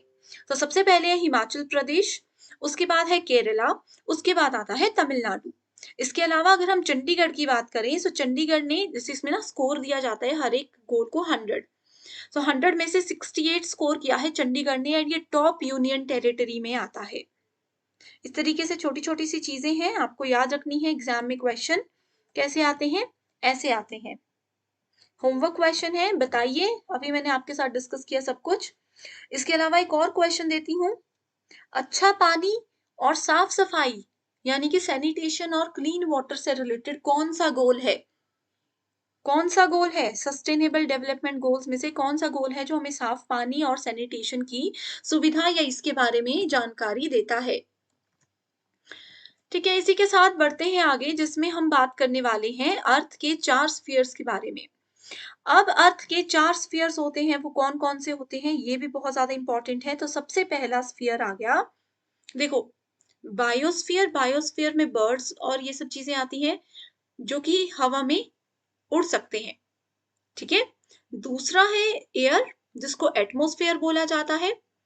देखो यहाँ पर है बायोस्फीयर, वायुमंडल। ठीक है, सो ये 4 है। ऐसे याद रखो, हिंदी मीडियम वालों को पहले बता देती हूँ, ये होता है स्थल मंडल, लिथोस्फियर, जलमंडल, हाइड्रोस्फियर, वायुमंडल, एटमॉस्फेयर और जीवमंडल, बायोस्फियर। ठीक है, ये बायोस्फीयर को जीव मंडल बोलना है। तो ये 4 स्फीयर्स होते हैं, सबका अलग अलग डिपार्टमेंट है, जैसे मिट्टी, पत्थर, ये सब अलग स्फीयर में आते हैं। हवा जो है, हमारे आसपास गैसेस होती हैं, ऑक्सीजन हम लेते हैं और गैसेस यहाँ वहां घूम रही होती है, ये सब चीजें एटमॉस्फेयर में आती हैं। बायोस्फीयर में पक्षी और ये जो आसमान में उड़ते हैं ये सब आते हैं। हाइड्रोस्फीयर में आते हैं पानी से रिलेटेड चीजें। ठीक है, सो ये है पृथ्वी के 4 स्फीयर्स। अब इन 4 स्फीयर्स को बांटा गया है और भी भागों में। ठीक है, इनको और भी भागों में बाँटा गया है। ख़ास करके एटमॉस्फेयर की अगर बात करें, सो एटमॉस्फेयर में 5 परतें होती हैं, जो बढ़ती ऊँचाई के साथ होने वाले तापमान में बदलाव से निर्धारित होती हैं। एंड पृथ्वी के वायुमंडल की परतों को लगभग 5 परतों में बाँटा गया है। कौन-कौन सी है? Troposphere, stratosphere, mesosphere, thermosphere, exosphere. शोभमंडल, समतापमंडल, मध्यमंडल, ब्राह्म्य वायुमंडल और बहिर्मंडल। ठीक है? नोट कर ली चीजें। एग्जाम में यही क्वेश्चन आएंगे कि अर्थ के कितने स्फीयर हैं, उसमें से जो एटमॉस्फेयर है उसको आगे कितनी परतों में बांटा गया है, कितनी लेयर्स में बांटा गया है। अब यहाँ पर जितने भी स्फीयर्स, हमने अभी तक 4 स्फीयर्स पढ़े। कौन से स्फीयर में कौन कौन सी चीजें आती हैं? लिथोस्फीयर में, जैसे मैंने आपको बताया, लिथोस्फीयर में क्या आता है? मिट्टी और ये सब चीजें आती हैं। ठीक है, स्थल मंडल जिसको बोलते हैं, इसमें सॉइल, मिनरल, पत्थर, रॉक्स, ये सब चीजें आ जाती हैं। ओके, उसके बाद हाइड्रोस्फीयर, पानी जैसे ओशन है, समुद्र है, सीज है, रिवर है, नदियां हैं, लेक है, झील है, glacier, ice cap, ground water, ये सब चीजें हाइड्रोस्फीयर में है। एटमॉस्फेयर क्या बताया था? एटमॉस्फेयर बताया था वायुमंडल, एयर है, ऑक्सीजन है, कार्बन डाइऑक्साइड है, नाइट्रोजन, हाइड्रोजन, ये सब चीजें हैं। बायोस्फीयर क्या होता है? बायोस्फीयर क्या बताया मैंने? ये बताया जीव मंडल, जिसमें पेड़ पौधे, एनिमल्स, बायो ऑर्गेनिज्म, ये छोटे छोटे कीड़े मकोड़े जो होते हैं, पेड़ों में छोटे छोटे पक्षी, छोटे छोटे से फ्लाइज, ये सब जो हैं, ये सब आपके बायोस्फीयर के अंदर आते हैं। ओके, अब जैसे हमने बात की कि एटमॉस्फेयर में मल्टीपल लेयर्स होती हैं, है ना? स्ट्रेटोस्फियर, ट्रोपोस्फियर, ये सब हमने देखे। एटमॉस्फेयर में बहुत सारी लेयर्स होती है। अब देखो क्या होता है कि ये अगर हमारी पृथ्वी गोल है, पृथ्वी का जो ये आउटर बॉर्डर होता है ना, इसमें ये सारी मल्टीपल लेयर्स होती हैं। अब ये है हमारे पास सन, सूर्य। सूर्य की किरणें हमारी पृथ्वी पर पड़ती हैं, जिससे हमें हीट मिलती है। ये जो लेयर्स होती है ना, ये लेयर्स कहीं ना कहीं अपना अपना काम करती हैं और पृथ्वी पर सूर्य की हानिकारक किरणों को आने से रोकती हैं। कुछ किरणें तो हम तक पहुंचती हैं जो हमारे लिए बेनिफिशियल है, जो इंसानों के लिए या फिर पशु पक्षी पेड़ पौधों के लिए हानिकारक हैं, उनको वो आने से रोकती है। ठीक है, जिसमें से एक है ओजोन लेयर। ओजोन परत अब डिप्लीट हो रही है, उसका क्षरण हो रहा है। क्षरण का मतलब होता है कि ये लेयर अभी समय के साथ-साथ क्या होती जा रही है? पतली होती जा रही है। अब देखो ओजोन लेयर क्या करती है? ओजोन लेयर ना एक बहुत इंपॉर्टेंट लेयर होती है, जो कि सूर्य की हानिकारक यूवी किरणों से हमें बचाती है। यूवी किरणों का मतलब होता है अल्ट्रा वायलेट रेडिएशंस। ये ह्यूमन स्किन के लिए, प्लांट्स के लिए बहुत हानिकारक होती है। इनको हम इंसानों तक पहुंचने से बचाती है। लेकिन क्योंकि अब देखो क्या हो रहा है, पॉल्यूशन बहुत ज़्यादा है, हम लोग अपने पर्यावरण का का ध्यान नहीं रख रहे हैं, प्लास्टिक यहाँ-वहाँ फेंक रहे हैं, गंदा पानी यहाँ-वहाँ फेंक रहे हैं, और इन सब चीज़ों की वजह से पॉल्यूशन और ये सब चीज़ें, ग्रीन हाउस गैसेज़, इन सब की वजह से ओज़ोन लेयर जो है वो समय के साथ-साथ पतली होती जा रही है, जिससे कि सूर्य की यूवी रेज़ हम तक पहुँच रही है। तो इसको अब देखो बहुत सारे गवर्नमेंट ऑफ इंडिया ने इनिशिएटिव्स लिए हैं, जिससे कि हम ओज़ोन लेयर को बचाने की ओर कदम रखते हैं। जैसे कि इसमें एक पहला प्रोटोकॉल है, एक पहला रूल है, वो है मॉन्ट्रियल प्रोटोकॉल। एग्ज़ाम में आप लोगों ने ज़रूर सुना होगा, अभी तक अगर आप लोगों ने तैयारी जैसे कर ली है एग्ज़ाम की, मॉन्ट्रियल प्रोटोकॉल के बारे में ज़रूर सुना होगा। ये प्रोटोकॉल 16 सितंबर 1987, 16 सितंबर 1987 को क्या किया गया था? विश्व के कई देशों में शुरू किया गया था। And Montreal protocol ozone layer से ही रिलेटेड है। ओजोन लेयर को बचाने के लिए इसको बनाया गया था। ह्यूमन की जो एक्टिविटीज है, मानव की जो डे टू डे रूटीन है, उसकी वजह से ही ओजोन लेयर जो है वो पतली होती जा रही है। इसमें बहुत सारे केमिकल्स का भी रोल होता है। ठीक है, जैसे कि अगर हम सीएफसी की बात करें, आप लोगों ने बचपन में ये सब चीजें सुनी होंगी, क्लोरोफ्लोरोकार्बन्स। ठीक है, ये देखो यहाँ पर क्लोरोफ्लोरोकार्बन्स हैं, है ना? सो क्लोरोफ्लोरोकार्बन गैस जो है वो मेनली रिस्पॉन्सिबल है for the erosion in the ozone layer. ठीक है? ओज़ोन लेयर का जो क्षरण हो रहा है उसमें क्लोरोफ्लोरोकार्बन का एक बहुत इम्पोर्टेंट रोल है। इसके अलावा कुछ और भी केमिकल हैं जैसे मिथाइल क्लोरोफॉर्म है, हैलोजन है, ये सब इस लेयर को डिस्ट्रॉय कर रही है। अब ह्यूमन भी तो क्लोरोफ्लोरोकार्बन्स जो हैं वो रिलीज़ करते हैं, वो कैसे? आप लोगों के घर में फ्रिज है, रेफ्रिजरेटर है, आप लोग प्लास्टिक यूज़ करते हो, आप लोग घर में जब पेंट करते हो उसकी जो स्मेल होती है, हम बोलते हैं ना घर में फ्रिज को बहुत देर खुला नहीं रखना चाहिए, घरवाले बोलते हैं कि फ्रिज को खुला मत रखो, जो सामान निकालना है उसको निकालो और बंद कर दो इमीडिएटली। तो वो क्यों बोलते हैं?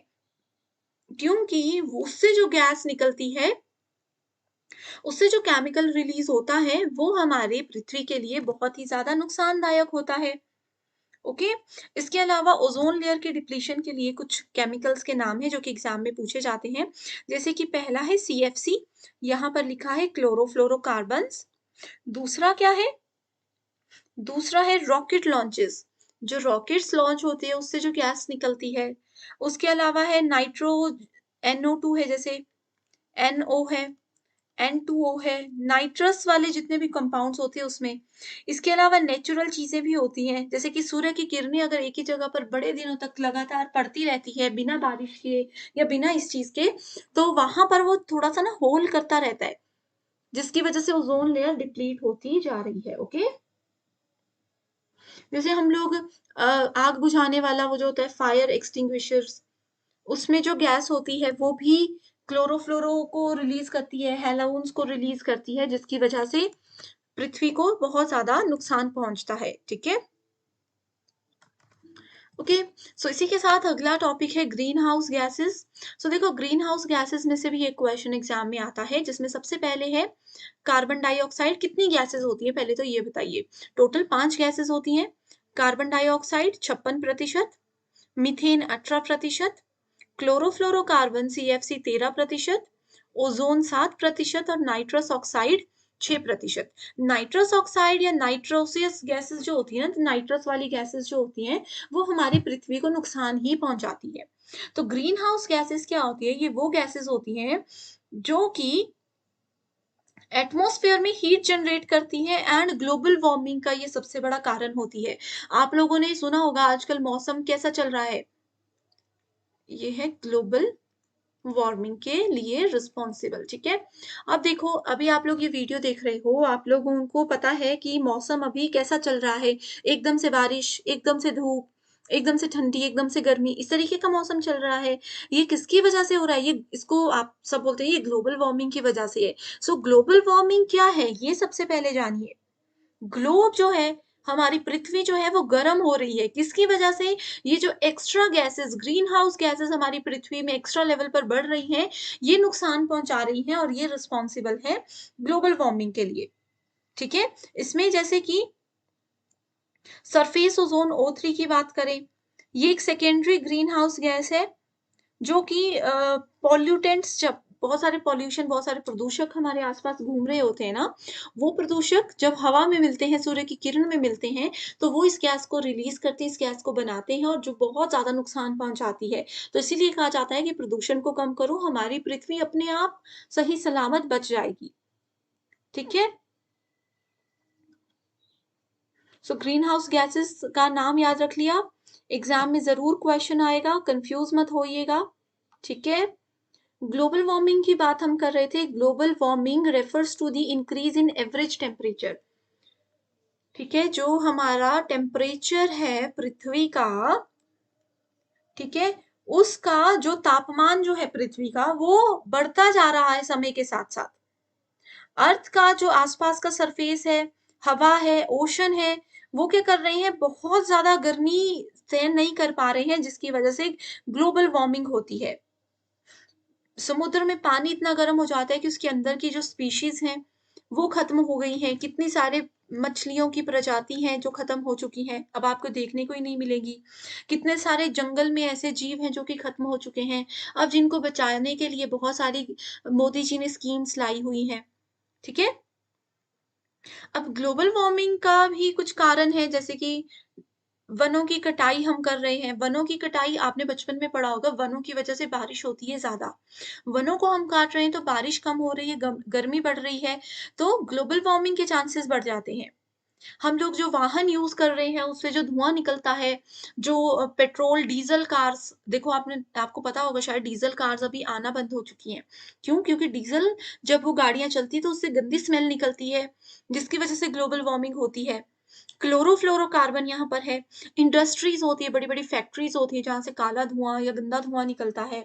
एग्रीकल्चर, खेती-बाड़ी के लिए जो आप स्प्रे करते हो, कीटनाशक करते हो, उससे भी बहुत सारा नुकसान पहुँचता है हमारी पृथ्वी को, ठीक है? और ये सब चीज़ों की वजह से क्लाइमेट चेंज होता है। ये सब चीज़ें एक-दूसरे के साथ रिलेटेड है। ग्रीन हाउस गैसेज़ हैं, इसको थोड़ा-सा ऊपर-नीचे अगर हो जाए तो क्या हो जाता है, ये ग्लोबल वार्मिंग करने लग जाता है। ग्लोबल वार्मिंग के कारण ह्यूमन की एक्टिविटीज़ भी हैं, थोड़े से नेचुरल गैसेज़ भी हैं, लेकिन वो इतनी ज़्यादा नहीं नुकसान पहुँचाती है। अब ग्लोबल वार्मिंग हो रही है तो डायरेक्टली उसका लिंक किसके साथ है? क्लाइमेट चेंज के साथ है। क्लाइमेट चेंज क्या करता है? वातावरण में एकदम से परिवर्तन हो रहा है जिससे कि नुकसान तो सबको है ना? तो ये चीज़ें हैं। इसके बाद बढ़ते हैं कि पॉल्यूशन क्या होते हैं? प्रदूषक आपको पता है कि क्या होते हैं? वायु में, भूमि में, जल में अलग-अलग प्रकार के प्रदूषक हमारे पास होते हैं। वाटर पॉल्यूशन है, एयर पॉल्यूशन है, सॉइल पॉल्यूशन है, नॉइज़ पॉल्यूशन होता है। तो ये जितने भी प्रकार के प्रदूषक हैं, ये कैसे होते हैं? अब मान लीजिए हमारे आस-पास का जो एटमॉस्फेयर है, जो हमारे आस-पास हवा घूम रही है, वो हवा में अगर कुछ गंदगी फैल जाए, कुछ केमिकल रिलीज़ होकर आ जाए, तो वो एयर पॉल्यूशन हो जाएगा। कुछ समय पहले आपने सुना होगा बहुत सारे लोग इस वजह से मर गए क्योंकि क्यों मरे थे? क्योंकि देखो किसी एक फैक्ट्री से गैस रिलीज़ हुई थी।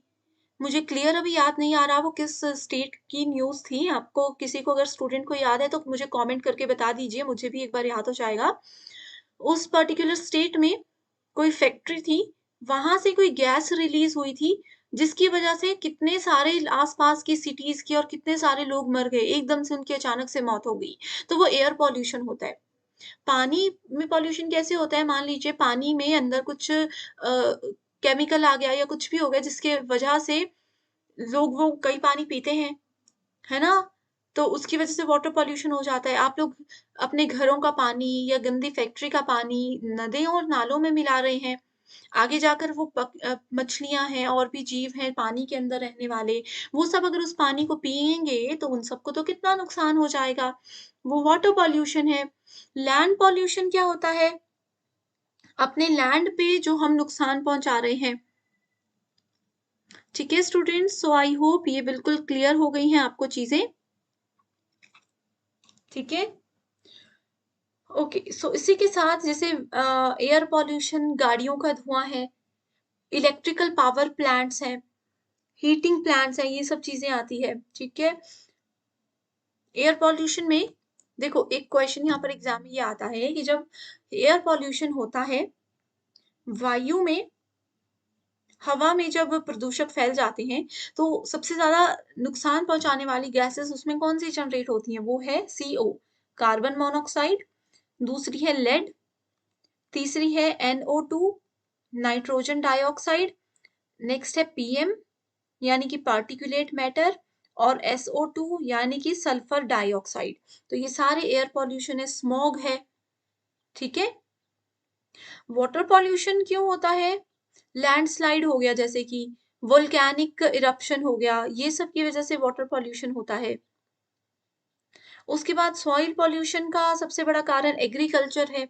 मिट्टी खराब कैसे होती है एग्रीकल्चर की वजह से? आप लोग जैसे कुछ खा रहे हो, स्नैक्स खा रहे हो, प्लास्टिक वाटर बॉटल्स को यूज़ कर रहे हो, वो बॉटल को आप फेंक दोगे 10-15 साल के बाद भी वहाँ पर देखोगे तो वो बॉटल आपको वैसी की वैसी ही मिलेगी। वो गलती ही नहीं है लेकिन वो ज़मीन जिस जगह के आस-पास होती है उस पूरी ज़मीन को बंजर ज़रूर कर देती है। तो एग्रीकल्चर में और क्या होता है अब जैसे आप लोग देखो मिट्टी को उपजाऊ बनाने के लिए या फिर कई बार कुछ ऐसे कीटनाशक मार देते हो ज़मीन पर, जिसकी वजह से आपकी मिट्टी में मिट्टी बिल्कुल भी उपजाऊ नहीं रहती। तो वो भी एक सॉइल पॉल्यूशन होता है। इंडस्ट्रियल एक्टिविटीज़ अगर बहुत ज़्यादा होती है तो वो भी सॉइल पॉल्यूशन करती है। मृदा का प्रदूषण, ठीक है? मृदा ज़मीन जो होती है, सॉइल जो होती है उसको मृदा प्रदूषण कहते हैं। नॉइज़ पॉल्यूशन क्या होता है? नॉइज़ पॉल्यूशन जैसे कि बहुत ज़्यादा शोर-शराबा है, ध्वनि प्रदूषण जिसको कहा जाता है, ठीक है? आपके आस-पास बहुत ज़्यादा शोर-शराबा हो रहा है। जैसे कि देखो, अगर पूरे वर्ल्ड में हम बात करें ना, सबसे ज़्यादा नॉइज़ वाली सिटी कौन-सी है? सिटी चाइना में है। उसके बाद दूसरे नंबर पे इंडिया में न्यू दिल्ली आता है। तो देखो, दिल्ली इसमें भी दूसरे नंबर पर है। सबसे ज़्यादा ध्वनि प्रदूषण दिल्ली में होता है दूसरे नंबर पर पूरे वर्ल्ड के हिसाब से, ठीक है? उसके बाद चौथे नंबर पर आता है फिर इंडिया। इंडिया में मुंबई चौथे नंबर पर है ध्वनि प्रदूषण के नाम पर।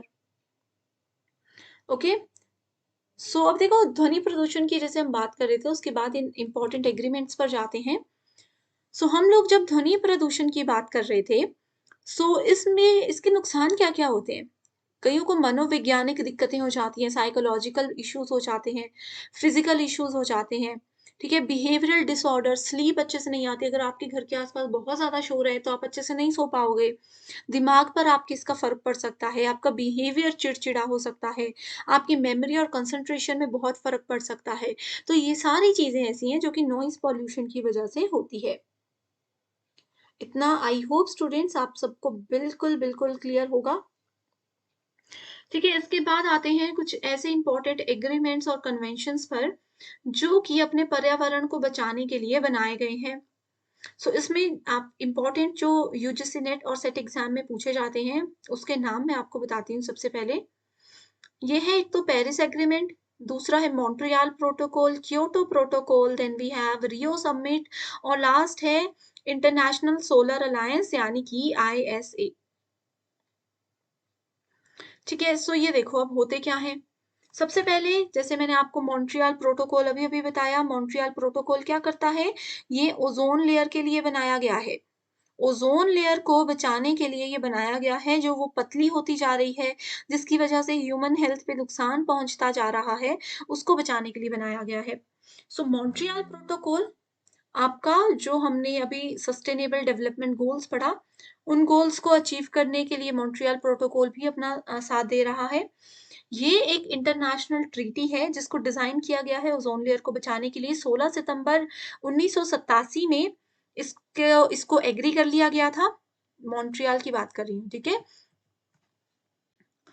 16 सितंबर 1987 में इसके लिए एग्रीमेंट साइन हो चुका था, इसको फाइनल कर दिया गया था, और 1 जनवरी 1989 से इसको लागू कर दिया गया था। डिफरेंट टाइम टेबल है इसमें हर एक चीज़ को डेवलप करने के लिए। और कुछ कंट्रीज़ देखो, इसमें ना बहुत सारी कंट्रीज़ जुड़ी हुई हैं, इस गोल को अचीव करने के लिए। सो कुछ कंट्रीज़ ऐसी हैं, जो कि डेवलप हो चुकी हैं, पूरी तरह से बन चुकी हैं, एक अच्छी स्थिति में हैं, और दूसरी हैं डेवलपिंग कंट्रीज़, जो कि अभी बन रही हैं, प्रगति की ओर बढ़ रही हैं।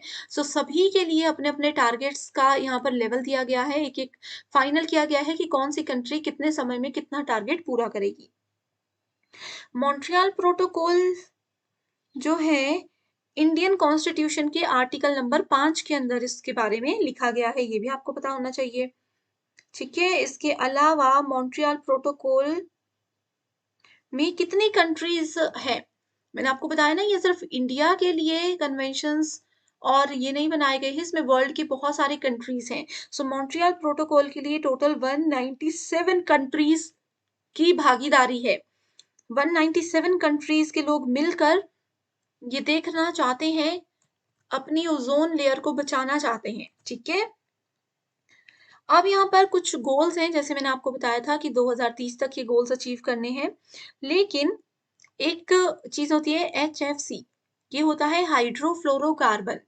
सो जो हाइड्रोफ्लोरोकार्बन है, उसके यूज़ को, उसकी खपत को कम से कम 80% तक घटा देना है, ये टारगेट भी मॉन्ट्रियल प्रोटोकॉल के अंदर है, एंड ये टारगेट रखा गया है कि 1947 तक हम ज़रूर पूरा कर रहेंगे। ओके? अब देखो, मॉन्ट्रियल प्रोटोकॉल जैसे मैंने आपको बताया कि सस्टेनेबल डेवलपमेंट गोल से रिलेटेड है, उसको गोल्स को अचीव करने के लिए भी ये रिस्पॉन्सिबल है। तो सारे गोल्स को ये अचीव नहीं करेगा। गोल्स में ये आता है 1, 2, 3, 5, 8, 9, 11, 13 एंड 17। ये गोल्स हैं जो कि मॉन्ट्रियल प्रोटोकॉल से रिलेटेड है, सस्टेनेबल डेवलपमेंट गोल्स। ठीक है, इतनी चीजें आई होप स्टूडेंट्स बिल्कुल क्लियर हैं आप सभी के लिए। अब इसके बाद बढ़ते हैं पेरिस एग्रीमेंट पर। सो पेरिस एग्रीमेंट किस चीज से रिलेटेड है? ये है क्लाइमेट चेंज से रिलेटेड। क्लाइमेट चेंज से रिलेटेड जो पर्यावरण में बदलाव हो रहे हैं जिससे कि नुकसान पहुंच रहा है बहुत ज्यादा, उन चीजों को कैसे कंट्रोल किया जाए, कैसे मैनेज किया जाए, ये सब चीजें हमें पेरिस एग्रीमेंट बताता है। पेरिस एग्रीमेंट को कॉप 21 भी बोला जाता है।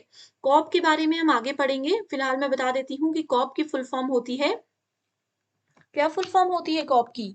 चलो ऐसे करते हैं, बाद में जो डिस्कस करेंगे ही।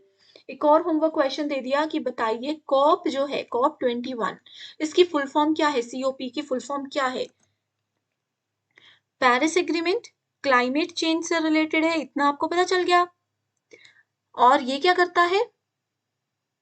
पेरिस एग्रीमेंट क्या करता है? क्लाइमेट में जो बदलाव हो रहे हैं उनको कैसे हम कंट्रोल करें, कैसे अपने पर्यावरण को बचाने के लिए डिसीजन लें, ये सब चीजें इसके अंदर आती हैं। इसको 2015 में अडॉप्ट कर दिया गया था, अपना दिया गया था। क्लाइमेट चेंज में कुछ चीजें आती हैं जैसे कि climate change mitigation, Hindi medium वालों को भी बताती हूँ। क्लाइमेट चेंज मिटिगेशन, अडेप्टेशन और फाइनेंस, ये तीनों चीजों के लिए पेरिस एग्रीमेंट रिस्पॉन्सिबल है। यानी कि जलवायु परिवर्तन में शमन, अनुकूलन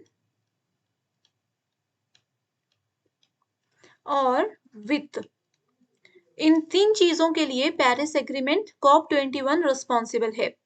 ओके, इसके बाद फिर नेक्स्ट आ जाता है क्योटो प्रोटोकॉल। सो ये भी एक बहुत इंपॉर्टेंट प्रोटोकॉल है।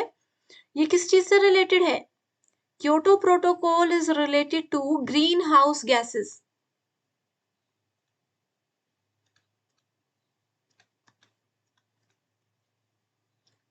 ठीक है, ग्रीन हाउस गैसेस की एमिशन को कैसे घटाना है ये डिसाइड करने के लिए और इन चीजों को कंट्रोल करने के लिए क्योटो प्रोटोकॉल बनाया गया था।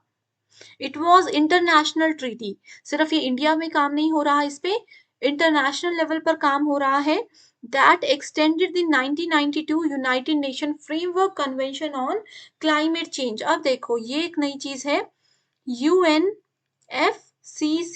ये आपने जरूर सुना होगा, प्रीवियस ईयर क्वेश्चंस में ये टर्म देखी होगी। यूएनएफसीसीसी का मतलब होता है United Nations framework convention on climate change, यानी कि संयुक्त राष्ट्र फ्रेमवर्क कन्वेंशन का विस्तार। ये एक फ्रेमवर्क था जिसको 1992 तक यूज किया गया एंड इसको एक्सटेंड किया गया, इसको बढ़ाया गया और लंबे समय तक, एंड बाद में इसका नाम दे दिया गया Kyoto protocol. Okay, so green house gases को कम करने, उसकी यूज को, उसकी एमिशन को कम करने के लिए, ग्रीन हाउस गैस का उत्सर्जन को कम करने के लिए क्योटो प्रोटोकॉल बनाया गया था। और मानव निर्मित CO2 एमिशन जो है ये सब इसके अंदर आता है। क्योटो प्रोटोकॉल को कब कहाँ बनाया गया? देखो जापान, आपने सुना होगा जापान, जापान में एक जगह है क्योटो, वहां पर इसको जो है अपनाया गया था 11 दिसंबर 1997 को। 11 दिसंबर 1997 को इसको अपनाया गया था क्योटो जापान में, इसलिए इसका नाम रखा गया क्योटो प्रोटोकॉल। एंड इसको लागू किया गया 16 फरवरी 2005 से। और इसमें कितनी पार्टीज हैं? इसमें टोटल 192 पार्टीज हैं। ठीक है, 2020 तक की अगर डेटा की बात करें तो इसमें टोटल 192 कंट्रीज ने पार्टिसिपेट किया था। ग्रीन हाउस गैसेस मैंने आपको बता दी है। सो क्योटो प्रोटोकॉल और ग्रीन हाउस गैसेस में से किसी भी गैस का नाम अगर वहां पर आपको नजर आता है एक साथ, तो आप क्या कर सकते हो? आप लोग डायरेक्टली करेक्ट आंसर को आइडेंटिफाई कर सकते हो। इसके बाद आता है फिर रियो समिट। रियो समिट क्या है? रियो समिट को रियो अर्थ समिट 1992, एजेंडा 21 और रियो डिक्लेरेशन के नाम से भी जाना जाता है। Okay, United nation conference on environment and development ने इसको रियो डी जेनियो के नाम से भी कहा गया था। ठीक है, सो ये कब शुरू हुआ? 3 से लेकर के 14 जून 1992 तक पहला रियो समिट हुआ था। ठीक है, it gave the concept of sustainable development to be combined economic growth with economical responsibilities. So Rio summit किससे रिलेटेड है? रियो समिट एनवायरमेंट और सस्टेनेबल डेवलपमेंट से रिलेटेड है। सतत विकास जो है पृथ्वी का, एनवायरमेंट का, उससे रिलेटेड बात आती है। So go for Rio summit. Earth summit भी इसको बोला जाता है। The four categories covered in Agenda 21 proposed in Rio Summit are, तो इसको 4 कैटेगरीज जो हैं उस समय इसके प्रस्ताव में रखी गई थी। ठीक है, सो ये 4 कैटेगरीज में पहली कैटेगरी है सामाजिक और आर्थिक आयाम, यानी कि social and economic dimensions. Sorry, यहाँ पर ऐसा आएगा। ठीक है, सामाजिक और आर्थिक आयाम। दूसरा है strengthening the role of major groups, प्रमुख समूहों की भूमिका को मजबूत करना। ये स्टेटमेंट भी रियो के अंदर आती है। तीसरा है मीन्स ऑफ इम्प्लीमेंटेशन, कार्यान्वयन के साधन। चौथा है resources for development, conservation and management, विकास, संरक्षण और प्रबंधन के लिए संसाधन। ये सब चीजें रियो समिट के अंदर काउंट की जाती हैं। अगला आ जाता है international solar alliance. International solar alliance ISA ये क्या करता है? सोलर से रिलेटेड है। आपको पता होना चाहिए कि सोलर एनर्जी से रिलेटेड क्वेश्चंस एग्जाम में जरूर आते हैं। ठीक है, एग्जाम में जरूर आते हैं। सो अभी देखो, एक क्वेश्चन आपको पता होगा शायद, अगर आप लोगों ने जो 26 जनवरी को परेड होती है ना, टीवी में आती है, अगर आप लोगों ने वो सुनी होगी, तो आपको पता होगा कि इंडिया का वो कौन सा ऐसा स्टेट है जो कि पूरे तरीके से सोलर पावर को यूज करने वाला पहला स्टेट बना है। इंडिया का कौन सा स्टेट है पता है आप लोगों को? नहीं पता तो भी मुझे कमेंट करिए कि नहीं पता है, ताकि मैं उस पर भी एक वीडियो लेकर आऊं। एग्जाम में जरूर क्वेश्चन आएगा, बिल्कुल लेटेस्ट डेटा है वो। आपको पता होगा ना कि करंट अफेयर भी एग्जाम में आते हैं। ठीक है, so international solar alliance is an action-oriented, member-driven, collaborative platform for increased development of solar energy technology। इस अलायंस के अंदर क्या हुआ, इस गठबंधन के अंदर ये डिसाइड किया गया कि सूर्य की किरणें हमें मुफ्त में मिल रही हैं, जो कि एक बहुत पावरफुल चीज है। तो क्यों ना हम इसको यूज करके ऐसा प्लेटफॉर्म बनाए कि हर चीज सोलर एनर्जी के साथ ही चलाई जा सकती है। अब आपने जैसे देखा होगा, गवर्नमेंट ऑफ इंडिया ने सोलर लाइट्स हर घर में बांटी हैं। ठीक है, कुछ फ्री हैं, कुछ पैसे देकर हैं, बट बहुत कम उसके लिए पे करना होता है। तो उसके पीछे का कारण क्या है? उसके पीछे का यही कारण है कि वो बताना चाहते हैं कि सोलर एनर्जी एक पावरफुल एनर्जी है। इलेक्ट्रिसिटी आप इस तरीके से बचाइए सोलर प्रोडक्ट्स को यूज करके। सोलर वॉच आ चुकी हैं, आपके घर की छत पर सोलर पैनल लग सकते हैं, जहां से आपको गीजर और ये सब चीजें यूज नहीं करनी पड़ेंगी। सोलर से ही, सोलर एनर्जी से ही आप क्या करोगे, गर्म पानी आपके नलकों में से आएगा। आपके घर की जितनी भी इलेक्ट्रिसिटी है वो सारी सोलर पैनल के थ्रू आप यूज कर सकते हो। तो ये कॉस्ट इफेक्टिव है, इससे आप लोगों का भी फायदा है, क्योंकि आप सबके भी पैसे बच रहे हैं, इलेक्ट्रिसिटी बिल नहीं आएगा। और दूसरी चीज है, हम इलेक्ट्रिसिटी जनरेट जो करते हैं उससे कितना नुकसान हमारे पर्यावरण को भी होता है, तो उससे भी उसको बचा सकते हैं। हम पर्यावरण को भी बचाएंगे, अपनी पॉकेट फ्रेंडली चीज भी ये हो जाएगी। ठीक है, सो इसमें इंडिया और फ्रांस जो है सबसे पहले इन्होंने इनिशिएटिव ये उठाया था। और इसका विजन है, विजन का क्या मतलब होता है? विजन का मतलब होता है इसकी जो दृष्टि हम बोल सकते हैं। ठीक है, let us together make the sun brighter, let us together make the sun brighter. ठीक है, सो ये इसका टैग लाइन है, आपको याद रखना है। अगर एग्जाम में आता है कि let us make the sun together make the sun brighter, किसका टैग लाइन है, तो आपको पता होना चाहिए इंटरनेशनल सोलर अलायंस का ये टैग लाइन है। ठीक है, इसके अलावा इन्होंने ये एक मिशन रखा है, एक मिशन बनाया है कि कोई भी घर, कोई भी विलेज दूर नहीं है, हर जगह पर हम ये लाइट हर घर में पहुंचा सकते हैं। ये गवर्नमेंट का एक मिशन है इसको लेकर। ठीक है, और इसमें टोटल कितनी कंट्रीज हैं? 106 कंट्रीज हैं जिन्होंने ISA के फ्रेमवर्क एग्रीमेंट को साइन किया है। ठीक है, अब देखो यहाँ पर ना ये चीज और आती है। अब आपको पता होगा कि कोई बहुत सारे देश ऐसे हैं जहां पर धूप नहीं आती, सूर्य का मतलब वो उनका पॉइंट ही ऐसा है, वो देश हैं ही ऐसी लोकेशन पर, ऐसी जगह पर जहाँ पर धूप नहीं आती। तो वहाँ पर ये सोलर एनर्जी वाला कॉन्सेप्ट नहीं हो सकता, लेकिन जैसे इंडिया है, यहाँ पर हमें पता है कि कितनी अच्छी धूप हम लोगों को मिलती है। ठीक है? सो ये सब चीज़ें बहुत इम्पोर्टेंट है हमारे लिए, इंडियंस के लिए। इसके अलावा आईएसए के अंदर कुछ और इम्पोर्टेंट प्रोजेक्ट्स इन्होंने बनाए थे, जिसमें कि पहला प्रोजेक्ट का नाम है ओसोवॉग। ओसोवॉग का मतलब है वन सन, वन वर्ल्ड, वन ग्रिड। ये SUN वाला सन है। ठीक है? वन सन, वन वर्ल्ड, वन ग्रिड। एक ही हमारे पास सूर्य है, एक ही हमारे पास विश्व है, और एक ही तरीके से हम इसका बेनिफिट उठाएंगे। वन ग्रिड में एक ही चीज बनाकर इसको रखेंगे। दूसरा है इसका, इसको बोलते हैं आई स्टार सी। आई स्टार सी मतलब international solar alliance, solar technology and application resource centre. ठीक है? सौर प्रौद्योगिकी और अनुप्रयोग संसाधन केंद्र। तीसरा इनिशिएटिव जो है वो है ITEC, आईटेक। ये क्या है? Indian technical and economic cooperation scheme. भारतीय तकनीकी और आर्थिक सहयोग योजना।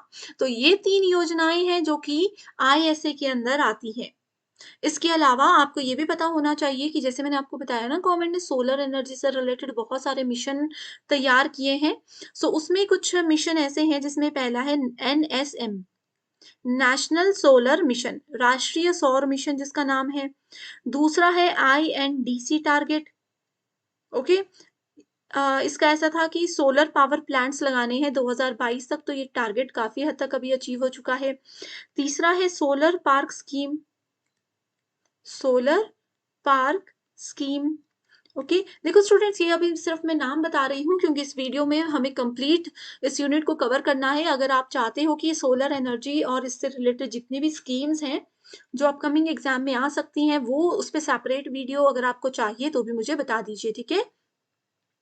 उसके बाद आती है canal bank and canal top scheme.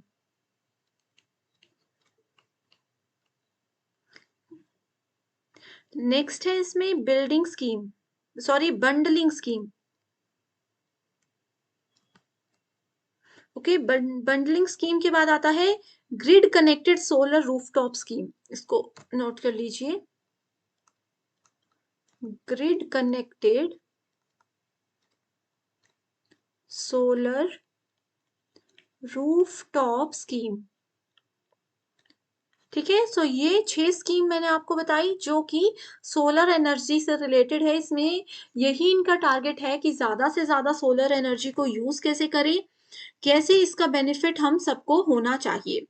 इसके अलावा ग्लोबल वार्मिंग हम डिस्कस कर चुके हैं। बात आती है कॉप की। होमवर्क दिया था। कॉप का मतलब है कॉन्फ्रेंस ऑफ पार्टीज। पार्टीज में का यहाँ पर मतलब है बहुत सारी कंट्रीज ने मिलकर अपने एनवायरमेंट, अपने पर्यावरण को बचाने के लिए कुछ मीटिंग्स रखी हैं, जो कि हर साल होती है। एंड हर एक मीटिंग का कुछ टारगेट होता है। हर साल एक नई कंट्री उस मीटिंग को होस्ट करती है, कॉप को होस्ट करती है। ठीक है? To review the national communication and emission inventory submitted by parties, the expansion of greenhouse gases emission, financing energy transition in poorest countries, reduction of methane emission, organization of carbon market, ये सारी चीजें इसमें control की जाएंगी। ठीक है? अब देखो, डायरेक्टली बढ़ते हैं आगे। देखो, COP28 होना है अभी। ठीक है? आपको पता होना चाहिए। देखो, ये COP26 2021 में हुआ था, ग्लासगो नाम की जगह में हुआ था। COP27 नवंबर 2022 में हुआ था, इजिप्ट में हुआ था। उसके बाद COP28 होने वाला है दुबई में। ये आपको पता होने चाहिए। जैसे मैंने आपको COP21 बताया था ना, पेरिस एग्रीमेंट।